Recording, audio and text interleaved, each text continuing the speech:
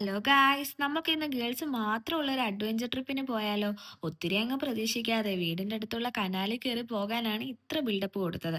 കണ്ടില്ലേ വിശാലമായ കരിമ്പിൻതോട്ടം.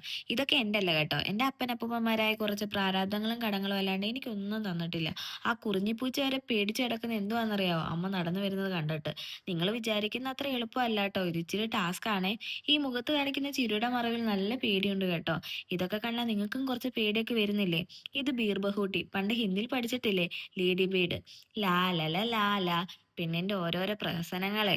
ഇതിനാരാ തൊട്ടാവാടിന്ന് പേരിട്ടത്? എന്നിട്ട് ഞാൻ തൊട്ടിട്ട് ഇത് വാടുന്നില്ലല്ലോ. പിന്നെ എനിക്ക് വട്ടുണ്ടോ വട്ടുണ്ടോ എന്ന കമന്റ് ഇടയ്ക്കിടയ്ക്ക് കാണാറുണ്ട്. ഇതുവരെ ഇല്ല, ഇനി ഭാവിയിലത്തെ കാര്യം എനിക്ക് അറിയില്ല കേട്ടോ. അങ്ങനെ നടന്ന് നടന്ന് നമ്മൾ റോഡ് എത്താറായേ. അല്ലെങ്കിൽ നമ്മുടെ നാടൊക്കെ കാണാൻ ഒരു പ്രത്യേക ഭംഗിയല്ലേ. ഇതാണ് വനവാതുക്കര. ഞാനും അവനും പണ്ട് കണ്ടോണ്ടിരുന്ന ഒരു മെയിൻ സ്പോട്ടാണ് ഈ അമ്പലം. നമ്മൾ ഇനി എങ്ങോട്ടേക്ക് പോകുന്നതെന്ന് അറിയാവോ? വേറെ എങ്ങോട്ടും അല്ല, ഈ മൊട്ടനെ കാണാനായിരുന്നേ.